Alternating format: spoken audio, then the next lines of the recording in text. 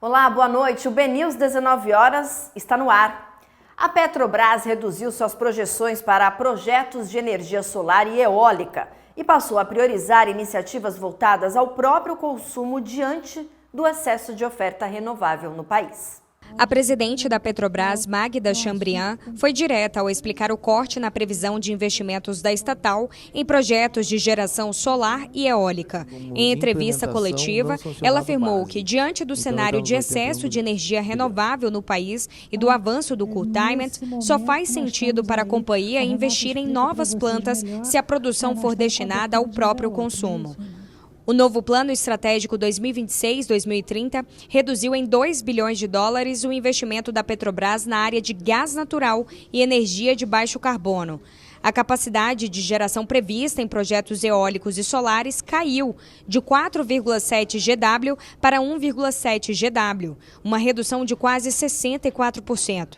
Só faz sentido ter solar se o off-taker formos nós mesmos, né? Que é isso que nós estamos fazendo nas refinarias. Eólica e solar, gente, esse curtailment que está sendo discutido na MP 1304 está dizendo o seguinte, olha, está sobrando 9% de energia entre solar e eólica, né? E isso gera instabilidade no sistema e curtailment, na verdade, é perda de energia, né? Ou seja, a gente fabrica energia e joga fora. Segundo os planos, os cortes se concentraram justamente em geração renovável. A diretora de Gás e Energia de Baixo Carbono, Angélica Laureano, explicou que a prioridade passou a ser a molécula biocombustíveis e gás natural. Por isso, os projetos de eólica tiveram maior recuo e parte das iniciativas solares foi empurrada para o fim do período. Como nós priorizamos a questão da molécula, a geração eólica que foi reduzida. Nós reduzimos o nosso investimento de 4,7 para 1,7 no horizonte do plano. Por quê? Porque hoje nós estamos com um excesso de energia renovável no mercado, haja vista o curtailment. Mesmo com a revisão, a Petrobras espera concluir seu primeiro projeto fotovoltaico para consumo interno já em 2026, no Regape, em Minas Gerais. Outras unidades programadas ficam na Replan, na Reneste e no Complexo Boa Ventura, totalizando 55,5 MW de geração destinada às refinarias. O plano também reforça a estratégia da estatal para o LRCAP, o leilão de reserva de capacidade previsto para março. A Petrobras pretende disputar com 2,9 GW de térmicas existentes e um projeto novo de 400 MW no Complexo Boa Ventura, no Rio de Janeiro. Quanto às tarifas de transporte de gás natural, tema sensível para a viabilidade dos projetos no LRCAP, a diretora disse que a Petrobras acompanha as discussões na ANP. Nos bastidores, a companhia defende a criação de uma tarifa específica para termoelétricas, mas a agência já sinalizou que não há tempo para implementar o modelo e que qualquer mudança teria que valer para todos os segmentos. Com menos espaço para fontes eólicas e solares e o foco maior no gás natural e em projetos voltados ao consumo interno, a Petrobras ajusta sua rota para os próximos 5 anos em meio ao desafio do curtailment e ao excesso de oferta de energia no país. A Petrobras realizou hoje em Ipojuca, em Pernambuco, o ato que marcou o avanço das obras do Trem 2 da refinaria Abreu e Lima, o segundo conjunto de unidades que vai ampliar a capacidade de processamento da planta. O presidente Lula, o ministro de Portos e Aeroportos Silvio Costa Filho e a presidente da estatal Magda Chambriard estavam entre os convidados do evento, que confirmou investimentos de cerca de 12 bilhões de reais. A construção deve gerar mais de 15 mil empregos ao longo do projeto e acrescentar 130 mil barris por dia à capacidade da refinaria, que deve chegar a 260 mil barris diários em 2029. E o deputado Coronel Meira quer barrar a nova resolução do CONTRAN, que muda as regras para tirar a CNH. Ele apresentou um projeto de decreto legislativo horas após a aprovação das mudanças. Horas após o Conselho Nacional de Trânsito aprovar por unanimidade a resolução que muda o processo de obtenção da Carteira Nacional de Habilitação, o deputado federal Coronel Meira protocolou um projeto de decreto legislativo para sustar os efeitos da decisão do CONTRAN, que prevê o fim da obrigatoriedade de frequentar aulas de autoescola na preparação para os exames teórico e prático dos departamentos de trânsito. Meira encabeçou a instalação da chamada Comissão Especial da nova CNH na Câmara, que vai analisar o projeto de lei número 8085 de 2014 na semana passada. O principal objetivo do colegiado é revisar todo o processo de formação de condutores. Que não tem nenhuma autoescola no Brasil que não queira baixar o custo. Então colocamos com muita clareza, as autoescolas são responsáveis de fazer 20 horas aula. Se não fizer 20, eles perdem o seu cadastro. Sala de aula, o seu credenciamento. Sala de aula tem que ser só com 35 alunos, quando poderiam ser 70 alunos. É uma coisa que é um consenso. A CNH é muito cara, Tem que ser barateada, Agora, não irresponsavelmente, como o ministro deseja.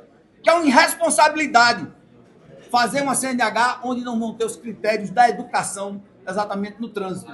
E o que a gente vê é que essa educação, até hoje, independente de governo, só é feita pelas autoescolas. A discussão sobre a nova CNH estava centrada na consulta pública aberta pelo Ministério dos Transportes sobre a flexibilização de etapas práticas e teóricas, além de redução de custos. Para os congressistas, com a criação da comissão especial, o debate deixaria de ser conduzido exclusivamente pelo Poder Executivo.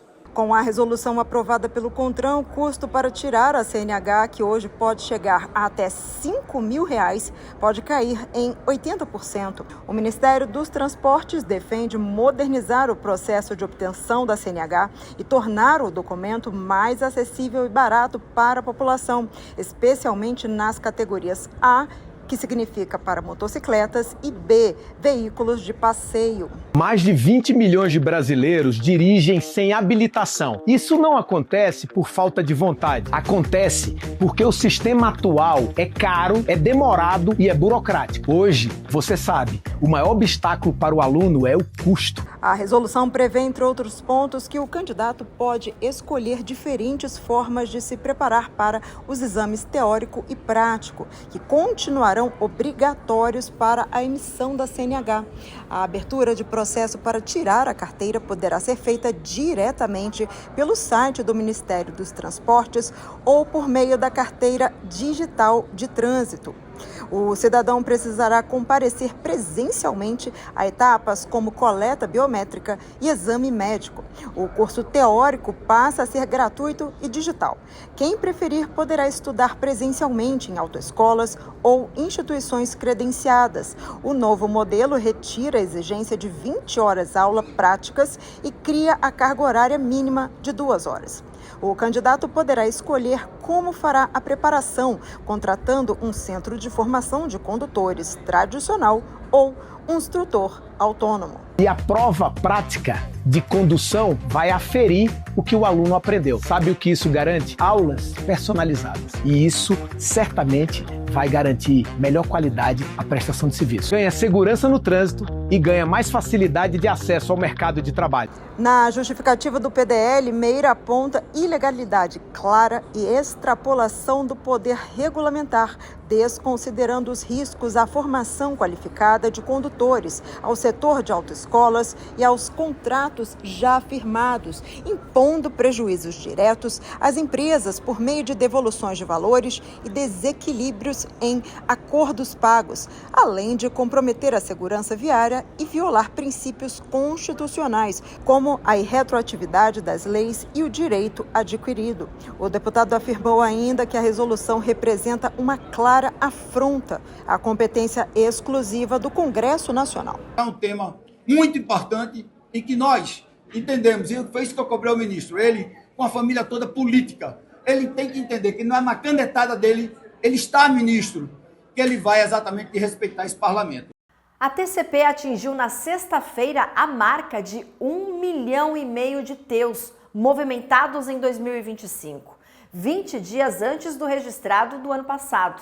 O recorde foi alcançado durante a operação do navio CMA-CGM Rodolph e confirma a projeção de crescimento de 5% para o ano.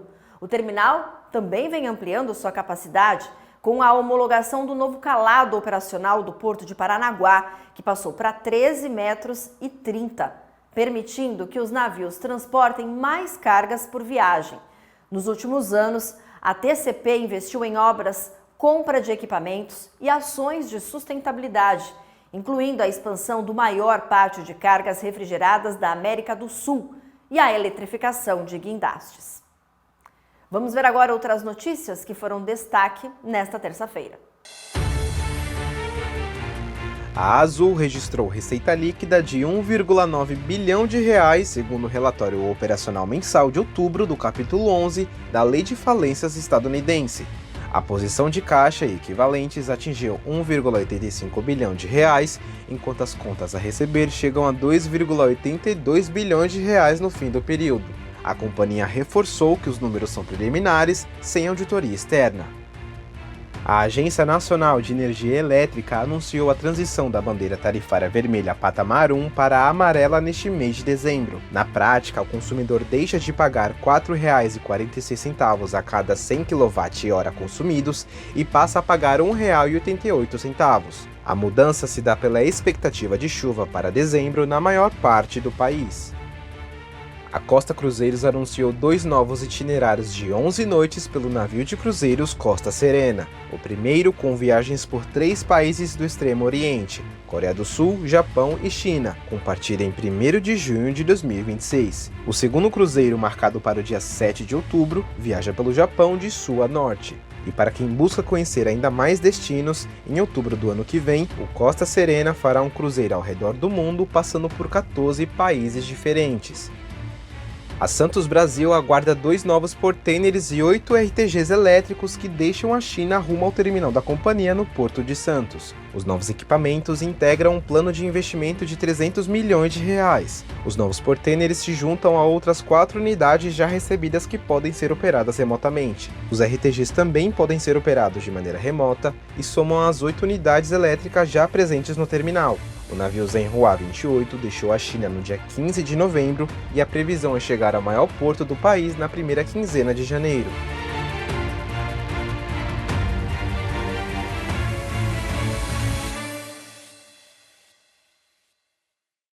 O Brasil garantiu um novo mandato no Conselho da Organização Marítima Internacional, se mantendo na categoria B após a votação da 34ª Assembleia da entidade em Londres. A IMO, responsável por definir normas globais para o transporte marítimo, reúne 176 países e é estratégica para o comércio exterior brasileiro, já que mais de 95% das trocas comerciais do país passam pelo mar.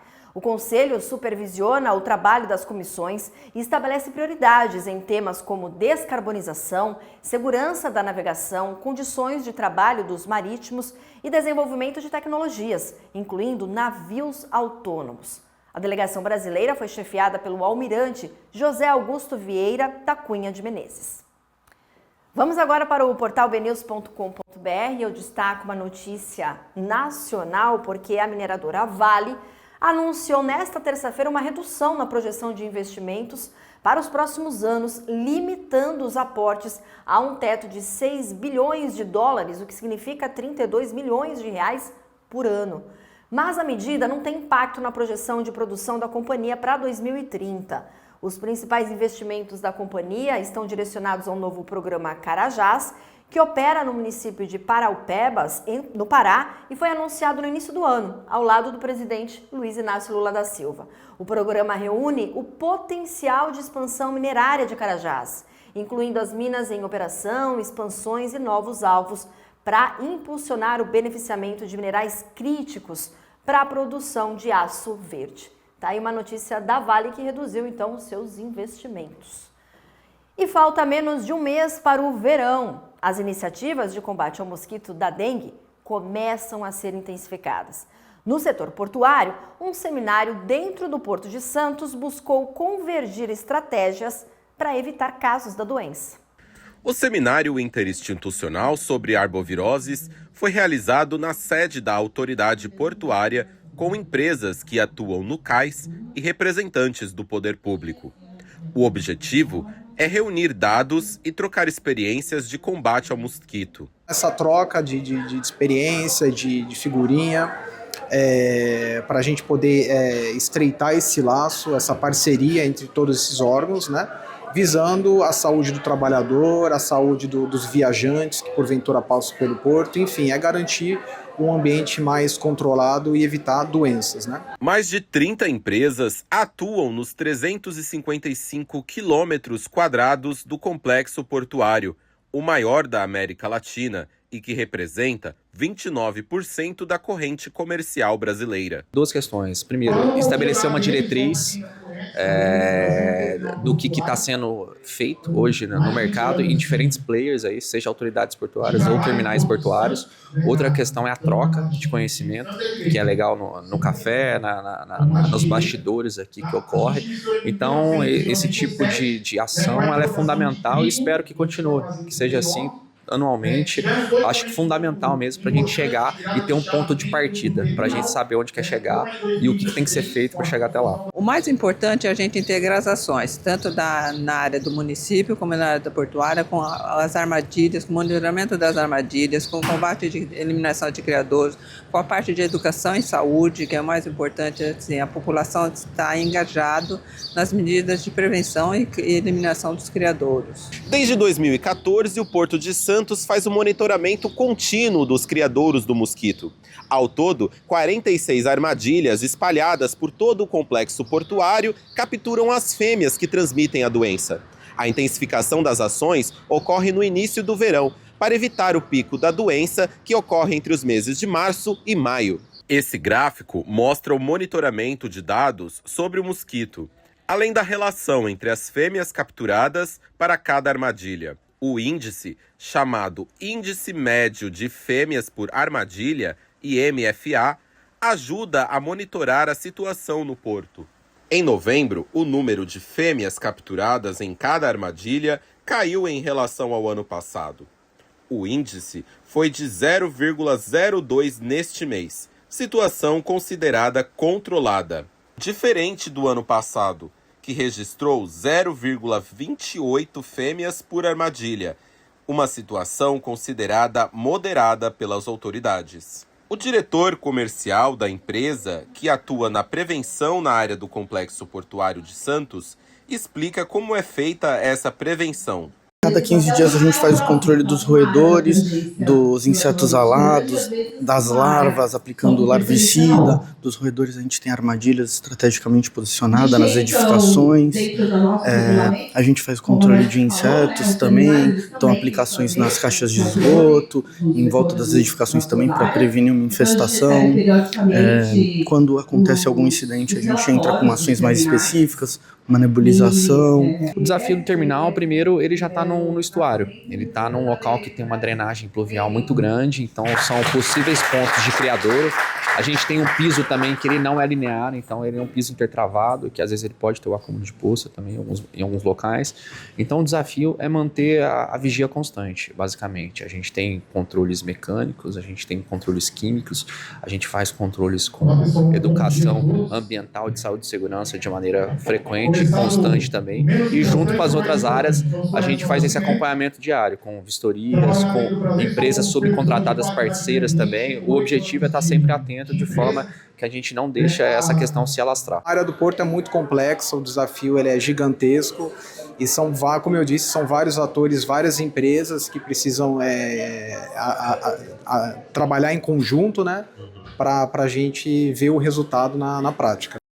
O BNews 19 horas fica por aqui. Uma excelente noite para você. Eu volto amanhã com mais informações. Até lá!